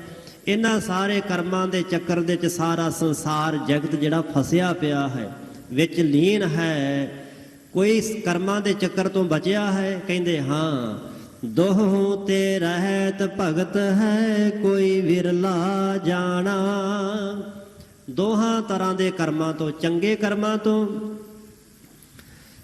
ਕਰਮਾਂ ਤੋਂ ਕਿਵੇਂ ਰਹਿਤ ਹੈ ਤੇ ਮੰਦੇ ਕਰਮਾਂ ਤੋਂ ਕਿਵੇਂ ਰਹਿਤ, ਸਮਝਣਾ ਪਵੇਗਾ। ਮੰਦੇ ਕਰਮਾਂ ਨੂੰ ਭਗਤ ਜਨ ਕਦੀ ਨਹੀਂ ਕਰਦੇ, ਤੇ ਚੰਗੇ ਕਰਮ ਨੂੰ ਕਰਕੇ ਕਦੀ ਹੰਕਾਰ ਨਹੀਂ ਕਰਦੇ। ਚੰਗਾ ਕਰਮ ਕਰਕੇ ਹੰਕਾਰ ਕੀਤਾ ਜਾਵੇ ਤੇ ਉਹ ਵੀ ਕਰਮ ਮਿੱਟੀ ਹੋ ਜਾਂਦਾ ਹੈ ਕਿ ਮੈਂ ਚੰਗਾ ਕੀਤਾ ਹੈ। ਗੁਰਮੁਖ ਭਗਤ ਜਿਹੜੇ ਨੇ ਦੋਹੋਂ ਤੇ ਰਹਿਤ ਹੈ, ਉਹ ਮਾੜੇ ਕਰਮ ਤਾਂ ਕਦੀ ਸੋਚ ਹੀ ਨਹੀਂ ਸਕਦੇ, ਕਰਦੇ ਨਹੀਂ। ਹਾਂ, ਚੰਗਾ ਕਰਮ ਕਰਦੇ ਪਰ ਉਹਦੀ ਹੰਗਤਾ ਨਹੀਂ ਕਰਦੇ, ਹਉਮੈ ਨਹੀਂ ਕਰਦੇ। ਇਸ ਵਾਸਤੇ ਉਹ ਦੋ ਕ੍ਰਿਤ ਤੇ ਸੋ ਕ੍ਰਿਤ ਦੋਹਾਂ ਕਰਮਾਂ ਤੋਂ ਰਹਿਤ ਨੇ। ਭਗਤ ਹੈ ਉਹ ਗੁਰਮੁਖ ਭਗਤ ਹੈ। ਭਗਤਾਂ ਤੈਸ ਹੈ ਸਾਰੀਆਂ, ਜੋੜ ਕਦੇ ਨਾ ਆਇਆ। ਕਿਉਂ ਜੋੜ ਨਹੀਂ ਆਉਂਦਾ? ਗੁਰੂ ਅਮਰਦਾਸ ਪਾਤਸ਼ਾਹ ਕਹਿੰਦੇ ਭਗਤਾਂ ਕੀ ਚਾਲ ਨਿਰਾਲੀ, ਚਾਲਾਹ ਨਿਰਾਲੀ ਭਗਤਾਂ ਕੇਰੀ। ਉਹਨਾਂ ਦੀ ਚਾਲ ਹੀ ਨਿਰਾਲੀ, ਨਿਰਲੇਪ, ਵੱਖਰੀ ਸੰਸਾਰ ਵੱਲੋਂ। ਇਸ ਵਾਸਤੇ ਉਹ ਭਗਤ ਜਨ ਕਰਮਾਂ ਦੀ ਫਿਲਾਸਫੀ ਤੋਂ ਬੜਾ ਉੱਪਰ ਵਰਤਦੇ ਹਨ। ਕਰਮਾਂ ਦਾ ਪ੍ਰਭਾਵ ਉਹਨਾਂ ਦੇ ਉੱਪਰ ਕੋਈ ਅਸਰ ਨਹੀਂ ਕਰਦਾ। ਇੱਕ ਐਸੀ ਸਟੇਜ ਹੈ ਬਾਣੀ ਵਿੱਚ ਲਿਖੀ ਹੈ ਕਿ ਗੁਰਮੁਖ ਜਨ ਜਦੋਂ ਉਸ ਸਟੇਜ ਤੇ ਪਹੁੰਚ ਜਾਂਦੇ ਹਨ, ਉੱਥੇ ਅੰਤਰ ਸੁਨੰ ਬਾਹਰ ਸੁਨੰ ਤ੍ਰਿਪਵ ਸੁਨਮ ਸੁਨੰ, ਚੌਥੇ ਸੁਨੈ ਜੋਤ ਨਰ ਜਾਣੇ, ਤਾਕੋ ਪਾਪ ਨਾ ਪੁੰਨੰ। ਨਾ ਪਾਪ ਤੇ ਨਾ ਪੁੰਨ ਉਸ ਅਵਸਥਾ 'ਚ ਪਹੁੰਚਦਾ ਹੈ। ਜੇਕਰ ਪੁੰਨ ਕੀਤਾ ਤੇ ਫਿਰ ਵਾਰ-ਵਾਰ ਸੰਸਾਰ ਤੇ ਆਉਣਾ ਪੈਂਦਾ ਹੈ। ਬਾਣੀ ਵਿੱਚ ਬਚਨ ਲਿਖਿਆ ਹੈ ਕਿ ਪੁੰਨ ਦਾਨ ਜੋ ਬੀਜਦੇ ਸਭ ਧਰਮ ਰਾਏ ਕੇ ਜਾਹੇ। ਧਰਮ ਰਾਜਾ ਉਹਨਾਂ ਦਾ ਸਾਵ ਕਰਕੇ ਉਹਨਾਂ ਨੂੰ ਪੁੰਨਾਂ ਦਾ ਫਲ ਦੇਣ ਵਾਸਤੇ ਫਿਰ ਇੱਧਰ ਨੂੰ ਤੋਰ ਦਿੰਦਾ ਕਿ ਜਾਓ ਭਾਈ ਤੁਸੀਂ ਪੁੰਨ ਕੀਤਾ, ਜਾ ਕੇ ਫਿਰ ਪੁੰਨਾਂ ਦਾ ਫਲ ਲੈ ਕੇ ਆਓ। ਇਹ ਸਿਲਸਿਲਾ ਕੋਈ ਮੁੱਕਣ ਵਾਲਾ ਨਹੀਂ ਹੈ। ਗੁਰਮੁਖ ਪਾਪ ਤੇ ਪੁੰਨ ਤੋਂ ਉੱਪਰ ਜਿਉਂਦਾ ਹੈ, ਉਹ ਕੋਈ ਵਿਰਲਾ ਜਾਣਾ, ਕੋਈ ਵਿਰਲਾ ਭਗਤ ਜਾਣਿਆ ਜਾਂਦਾ ਹੈ ਜਿਹੜਾ ਕਰਮਾਂ ਦੀ ਫਿਲਾਸਫੀ ਨੂੰ ਕੱਟ ਜਾਂਦਾ ਹੈ, ਕਰਮਾਂ ਦੇ ਬੰਧਨ ਤੋਂ ਰਹਿਤ ਹੋ ਜਾਂਦਾ ਹੈ। ਠਾਕੁਰ ਸਰਬੇ ਸਮਾਣਾ। ਠਾਕੁਰ ਦਾ ਅਰਥ ਹੁੰਦਾ ਸੁਆਮੀ। ਗੁਰਮਤਿ ਵਿੱਚ ਠਾਕੁਰ ਦਾ ਅਰਥ ਹੈ ਮਾਲਕ, ਸੁਆਮੀ। ਤੇ ਸਨਾਤਨ ਮਤ 'ਚ ਠਾਕੁਰ ਕਹਿੰਦੇ ਗੰਡਕਾ ਨਦੀ ਦੇ ਪੱਥਰ ਨੂੰ, ਸਾਲਗ੍ਰਾਮ ਨੂੰ। ਵਿਸ਼ਨੂੰ ਨੂੰ ਵੀ ਠਾਕੁਰ ਕਿਹਾ ਜਾਂਦਾ ਹੈ। ਸੋ ਠਾਕੁਰ ਸਰਬੇ ਸਮਾਨਾ, ਜਿਹੜਾ ਅਕਾਲ ਪੁਰਖ ਪਰਮੇਸ਼ਰ ਹੈ ਨਾ, ਪੈਦਾ ਕਰਨ ਵਾਲਾ, ਪਾਲਣ ਵਾਲਾ ਤੇ ਲੈਤਾ ਕਰਨ ਵਾਲਾ, ਗੁਰਮਤਿ ਨੇ ਉਸ ਨੂੰ ਠਾਕੁਰ ਆਖਿਆ। ਉਹ ਕਿੱਥੇ ਰਹਿੰਦਾ ਹੈ? ਉਹਦਾ ਟਿਕਾਣਾ ਕਿੱਥੇ ਹੈ? ਸਾਹਿਬ ਕਹਿੰਦੇ ਸਰਬੇ ਸਮਾਣਾ। ਸਰਬੇ ਦਾ ਅਰਥ ਹੈ ਸਾਰੇ ਥਾਵਾਂ ਤੇ। ਸਮਾਣਾ ਦਾ ਅਰਥ ਹੁੰਦਾ ਸਮਾਇਆ ਹੈ, ਵਿਆਪਕ ਹੈ। ਜਲ ਥਲ ਮਹੀਲ ਪੂਰਿਆ, ਰਵਿਆ ਵਿੱਚ ਵਣਾ। ਜੰਗਲਾਂ ਵਿੱਚ ਵੀ, ਜਰੇ ਜਰੇ ਵਿੱਚ, ਸਾਰੇ ਥਾਵਾਂ ਤੇ ਸਮਾਇਆ ਹੈ। ਕਿਆ ਕਹੋ ਸੁਣੋ ਸੁਆਮੀ, ਤੂੰ ਵੱਡ ਪੁਰਖ ਸੁਜਾਣਾ। ਕਿਆ ਕਹੋ, ਮੈਂ ਕੀ ਕਹਾਂ? ਸੁਣੋ ਸੁਆਮੀ, ਮਾਲਕ ਜੀ ਸੁਣੋ ਮੇਰੀ ਬੇਨਤੀ ਅਰਦਾਸ। ਤੂੰ ਵੱਡ ਪੁਰਖ ਸੁਜਾਣਾ, ਤੂੰ ਵੱਡਾ ਪੁਰਖ ਹੈ, ਸਜਾਣਾ ਅੰਤਰਜਾਮੀ ਹੈ, ਦਿਲਾਂ ਦੀਆਂ ਜਾਣਨ ਵਾਲਾ ਹੈ। ਸੋ ਪੁਰਖ ਨਿਰੰਜਨ, ਹਰ ਪੁਰਖ ਨਿਰੰਜਨ, ਹਰ ਅਗਮ ਅਗਮ ਪਾਰਾ। ਪਰੇ ਤੋਂ ਪਰੇ, ਜਿਹਦਾ ਕੋਈ ਅੰਤ ਪਾਰਾ ਵਾਰ ਨਹੀਂ, ਉਹ ਪੁਰਖ ਵਿਆਪਕ ਹੈ, ਸਜਾਣਾ ਹੈ, ਅੰਤਰਜਾਮੀ ਹੈ। ਮੈਂ ਤੇਰੀ ਕੀ ਮਹਿਮਾ ਵਡਿਆਈ ਕਰਾਂ, ਨਹੀਂ ਕੁਛ ਕਿਹਾ ਜਾ ਸਕਦਾ। ਤੂੰ ਬੇਅੰਤ ਹੈ, ਤੂੰ ਬੇਅੰਤ ਹਉ ਮਿਤ ਕਰ ਵਰਨੂ। ਜੇਕਰ ਮੈਂ ਕੁਛ ਵਰਣਨ ਕੀਤਾ, ਮੈਂ ਕੋਈ ਗਿਣਤੀ ਮਿੰਤੀ ਕਰਕੇ ਵਰਣਨ ਕਰ ਸਕਾਂਗਾ। ਰਹਾਉ ਮਾਨ ਅਭਿਮਾਨ ਮੰਦੇ ਸੋ ਸੇਵਕ ਨਾਹੀ।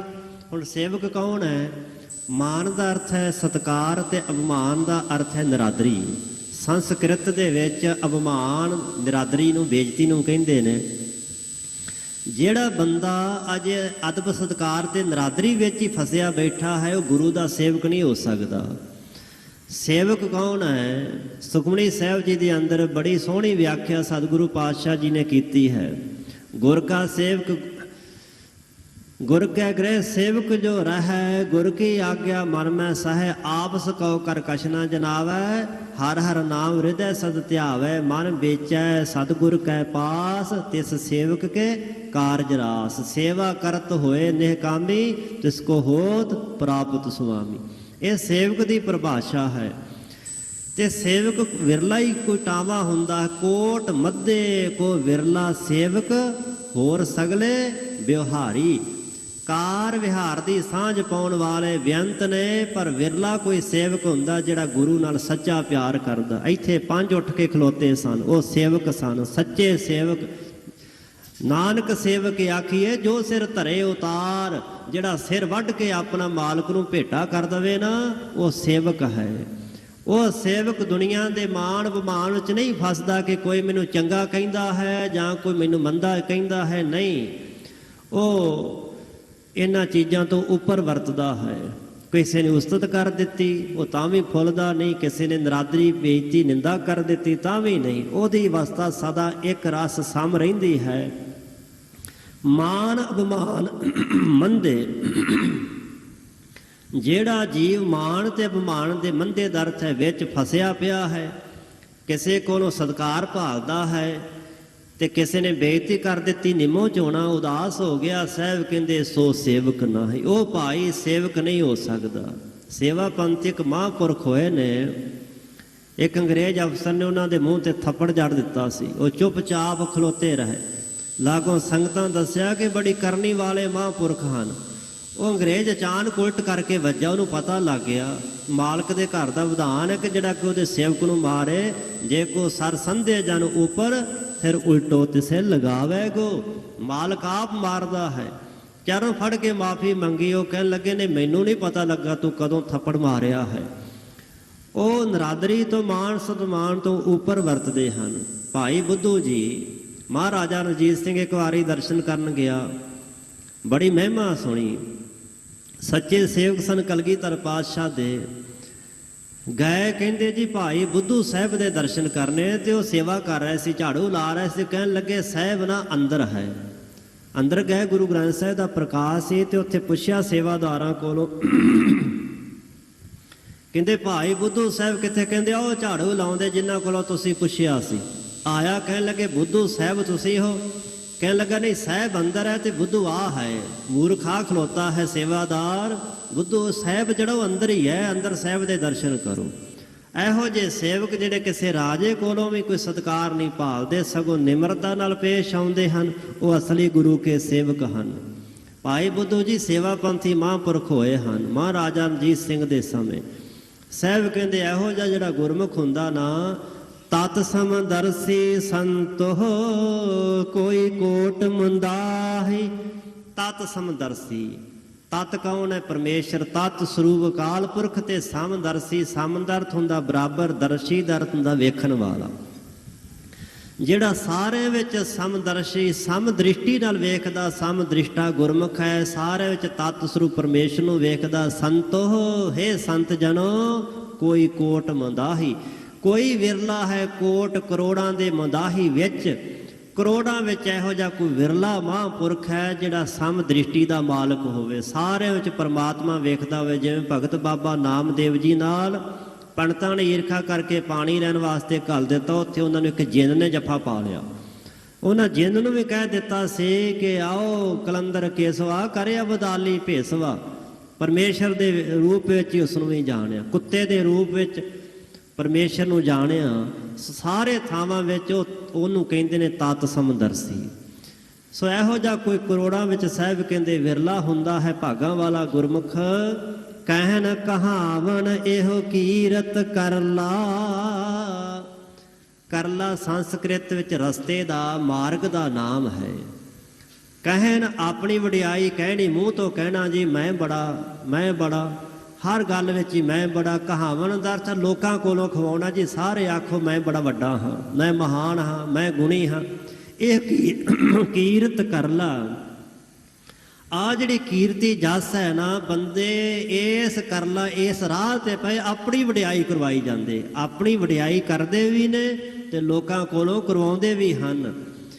ਆਪਣੇ ਜਸ ਕੀਰਤੀ ਦੇ ਕਰਲਾ ਰਾਹ ਦੇ ਉੱਪਰ ਲੋਕ ਤੁਰੇ ਨੇ ਤੇ ਕਰਨਾ ਕੀ ਚਾਹੀਦਾ ਸੀ? ਕਹਿਣ ਮਾਲਕ ਦੀ ਕੀਰਤੀ ਆਪ ਕਹਿਣੀ ਚਾਹੀਦੀ ਸੀ, ਕਹਾਵਨ ਲੋਕਾਂ ਕੋਲੋਂ ਕਰਵਾਉਣੀ ਚਾਹੀਦੀ ਸੀ, ਲੁਕਾਈ ਕੋਲੋਂ। ਇਹੋ ਕੀਰਤ ਕਰਲਾ। ਇਹ ਜਿਹੜਾ ਕੀਰਤੀ ਦਾ ਕਰਲਾ ਮਾਰਗ ਹੈ, ਭਾਵ ਭਗਤੀ ਬੰਦਗੀ ਦਾ ਸੋਹਣਾ ਰਸਤਾ ਸੀ। ਇਸ ਰਸਤੇ ਨੂੰ ਬੰਦਾ ਛੱਡ ਕੇ ਆਪਣੀ ਵਡਿਆਈ ਭਾਲਦਾ ਹੈ। ਸਾਹਿਬ ਕਹਿੰਦੇ ਕਥਨ ਕਹਿਣ ਤੇ ਮੁਕਤਾ, ਗੁਰਮੁਖ ਕੋਈ ਵਿਰਲਾ। ਜਿਹੜਾ ਕਥਨ ਤੋਂ ਤੇ ਕਹਿਣ ਤੋਂ, ਮੁਕਤਾ ਦਾ ਅਰਥ ਹੁੰਦਾ ਬੰਧਨ ਤੋਂ ਰਹਿਤ ਹੈ। ਜਿਹੜਾ ਨਾ ਤਾਂ ਆਪਣੇ ਮੂੰਹ ਕਥਨ ਕਰਦਾ ਤੇ ਨਾ ਕਿਸੇ ਕੋਲੋਂ ਖਵਾਉਂਦਾ ਕਿ ਮੈਂ ਬੜਾ ਚੰਗਾ ਜੀ। ਜਿਹੜਾ ਇਹਨਾਂ ਦੋਵਾਂ ਵਸਤਾਂ ਤੋਂ ਮੁਕਤ ਰਹਿਤ ਹੈ, ਗੁਰਮੁਖ ਕੋਈ ਵਿਰਲਾ। ਇਹੋ ਜਿਹਾ ਕੋਈ ਗੁਰਮੁਖ ਭਾਗਾਂ ਵਾਲਾ ਵਿਰਲਾ ਟਾਵਾਂ ਟਾਵਾਂ ਹੈ। ਗਤ ਅਵਗਤ ਕਛ ਨਦਰ ਨਾ ਆਇਆ। ਗਤ ਤੇ ਅਵਗਤ ਇਸ ਦੇ ਸ਼ਬਦ ਦੇ ਬੜੇ ਜ਼ਿਆਦੇ ਅਰਥ ਨੇ, ਬਾਣੀ 'ਚ ਬੜੇ ਅਰਥਾਂ ਵਿੱਚ ਆਇਆ ਹੈ। ਗਤ ਦਾ ਅਰਥ ਹੈ ਮੁਕਤ ਤੇ ਅਵਗਤ ਦਾ ਅਰਥ ਹੈ ਆਮੁਕਤ, ਬੰਧਨ ਦੇ ਵਿੱਚ। ਗਤ ਦਾ ਅਰਥ ਹੈ ਪ੍ਰਾਪਤੀ ਤੇ ਅਵਗਤ ਦਾ ਅਰਥ ਹੈ ਅਕਾਲ ਪੁਰਖ ਪਰਮੇਸ਼ਰ। ਅਵਗਤ ਸ਼ਬਦ ਅਕਾਲ ਪੁਰਖ ਵਾਸਤੇ ਵੀ ਬਾਣੀ 'ਚ ਵਰਤਿਆ ਹੈ। ਗਤ ਦਾ ਅਰਥ ਪ੍ਰਾਪਤੀ ਹੋ ਗਈ ਜਦੋਂ ਅਵਗਤ ਪਰਮੇਸ਼ਰ ਦੀ। ਕਛ ਨਜ਼ਰ ਨਾ ਆਇਆ, ਪਰਮੇਸ਼ਰ ਤੋਂ ਬਿਨਾਂ ਫਿਰ ਕੋਈ ਦੂਜਾ ਹੋਰ ਦਿਸਦਾ ਹੀ ਨਹੀਂ ਹੈ। ਜੈ ਜੈ ਪੇਖੋ ਤੈ ਹਜੂਰ, ਮਾਲਕ ਹੀ ਨਜ਼ਰ ਆਉਂਦਾ ਹੈ। ਸਾਹਿਬ ਕਹਿੰਦੇ ਗਤ ਅਵਗਤ, ਚੰਗਾ ਤੇ ਮੰਦਾ ਕਛ ਨਜ਼ਰ ਨਾ ਆਇਆ। ਗੁਰਮੁਖਾਂ ਨੂੰ ਉਹ ਕੁਛ ਨਜ਼ਰ ਨਹੀਂ ਆਉਂਦਾ, ਉਹ ਬ੍ਰਹਮ ਦ੍ਰਿਸ਼ਟੀ ਦੇ ਧਾਰਨੀ ਹੁੰਦੇ ਨੇ।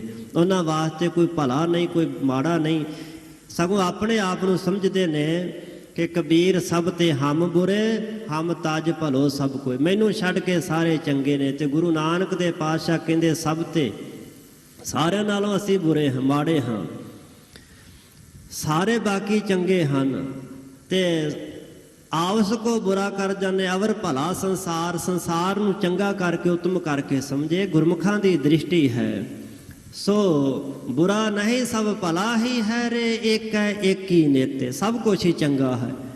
ਇਹ ਕਛ ਨਜ਼ਰ ਨਾ ਆਇਆ, ਗੁਰਮੁਖਾਂ ਨੂੰ ਕੁਛ ਬੁਰਾ ਨਜ਼ਰ ਆਉਂਦਾ ਹੀ ਨਹੀਂ। ਉਹਨਾਂ ਨੂੰ ਸਭ ਕੁਛ ਬ੍ਰਹਮ ਹੀ ਬ੍ਰਹਮ ਦਿਸਦਾ। ਬ੍ਰਹਮ ਦਿਸੈ ਬ੍ਰਹਮ ਸੁਣੀਐ, ਏਕ ਏਕ ਵਖਾਣੀਐ, ਆਤਮ ਪਸਾਰਾ ਕਰਨ ਹਾਰਾ, ਏਕ ਬਿਨਾ ਨਹੀਂ ਜਾਣੀਏ। ਪਰਮਾਤਮਾ ਪ੍ਰਭੂ ਤੋਂ ਬਿਨਾਂ ਉਹ ਕਿਸੇ ਹੋਰ ਨੂੰ ਨਹੀਂ ਜਾਣਦੇ।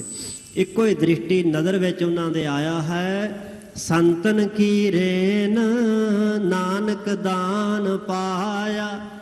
ਉਹ ਗੁਰਮੁਖਾਂ ਦਾ, ਉਹਨਾਂ ਦਾ ਹਿਰਦਾ ਸੰਤਾਂ ਦੇ ਚਰਨਾਂ ਦੀ ਰੇਨ ਧੂੜੀ ਬਣ ਜਾਂਦਾ, ਜਿਸ ਬਾਰੇ ਸਾਹਿਬ ਕਹਿੰਦੇ ਹਮ ਸੰਤਨ ਕੀ ਰੇਨ ਪਿਆਰੇ, ਹਮ ਸੰਤਨ ਕੀ ਸਰਨਾ। ਸੰਤ ਹਮਾਰੀ ਓਟ ਸੁਤਾਣੀ, ਸੰਤ ਹਮਾਰਾ ਗਹਿਣਾ। ਹਮ ਸੰਤਨ ਸਿਉ ਬਣਿਆਈ, ਪੂਰਬ ਲਿਖਿਆ ਪਾਈ, ਇਹ ਮਨ ਤੇਰਾ ਪਾਈ। ਸੰਤਨ ਸਿਉ ਮੇਰੀ ਲੇਵਾ ਦੇਵੀ, ਸੰਤਨ ਸਿਉ ਬਿਹਾਰਾ, ਸੰਤਨ ਸਿਉ ਹਮ ਲਾਹਾ ਖਾਟਿਆਰ, ਭਗਤ ਭਰੇ ਭੰਡਾਰਾ। ਸੰਤਨ ਮੋਕੋ ਪੂੰਜੀ ਸੌਂਪੀ। ਉਹ ਪੂੰਜੀ ਕਿਹੜੀ ਹੈ? ਦਾਨ ਪਾਇਆ। ਸੰਤਨ ਮੋਕੋ ਪੂੰਜੀ ਸੌਂਪੀ, ਤੋਤਰਿਆ ਮਨ ਕਾ ਧੋਖਾ। ਧਰਮ ਰਾਏ ਅਬ ਕਹਾ ਕਰੇਗਾ, ਜੋ ਫਾਟਿਓ ਸਗਲੋ ਲੇਖਾ। ਧਰਮ ਰਾਜੇ ਦੀ ਕੀ ਮਜਾਲ ਹੈ ਕਿ ਕੁਛ ਕਹਿ ਸਕੇ। ਰੇ ਰੇ ਦਰਗੇ ਕਹੇ ਨਾ ਕੋ, ਆਓ ਬੈਠ ਆਦਰ ਸੁਭ ਦੇਉ। ਸਾਹਿਬ ਕਹਿੰਦੇ ਸੰਤਨ ਕੀ ਰੇਨ, ਸੰਤਾਂ ਦੇ ਚਰਨਾਂ ਦੀ ਰੇਨ ਹੁੰਦੀ ਧੂੜੀ। ਨਾਨਕ ਦਾਨ ਪਾਇਆ। ਸਾਹਿਬ ਕਹਿੰਦੇ ਇਹ ਦਾਨ ਪ੍ਰਾਪਤ ਕੀਤਾ। ਸੰਤਾਂ ਦੇ ਚਰਨਾਂ ਦੀ ਧੂੜੀ ਦਾ ਵੀ ਵੱਡਾ ਦਾਨ ਹੈ।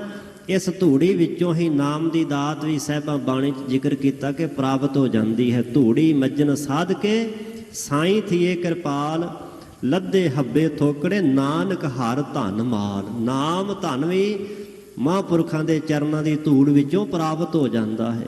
ਕਿਨ ਕਾ ਏਕ ਜਿਸ ਜੀਵ ਵਸਾਵੈ, ਤਾਂ ਕਿ ਮਹਿਮਾ ਗਣੀ ਨ ਆਵੇ। ਸਾਹਿਬ ਕਹਿੰਦੇ ਦਾਨ ਪ੍ਰਾਪਤ ਕੀਤਾ ਹੈ, ਨਾਮ ਦਾ ਦਾਨ ਤੇ ਮਹਾਂਪੁਰਖਾਂ ਦੇ ਚਰਨਾਂ ਦੀ ਧੂੜੀ ਦਾ ਦਾਨ। ਉਹ ਕਿਰਪਾ ਕਰੇ ਤੇ ਫੇਰ ਹੀ ਪ੍ਰਾਪਤ ਹੁੰਦਾ ਹੈ। ਇਹ ਪਾਵਨ ਉਪਦੇਸ਼ ਸਾਹਿਬਾਂ ਨੇ ਬਖਸ਼ਿਸ਼ ਕੀਤਾ ਹੈ। ਹੋਈਆਂ ਬੇਅੰਤ ਭੁੱਲਾਂ ਚੁੱਕਾਂ ਦੀ ਮੁਆਫੀ ਸਤਿਗੁਰੂ ਜੀ ਦੀ ਸੰਗਤ ਬਖਸ਼ਣਹਾਰ, ਬਖਸ਼ ਲੈਣਾ ਅੱਗੇ ਵਾਸਤੇ ਸਮਤ ਬਖਸ਼ਣੀ ਜੀ।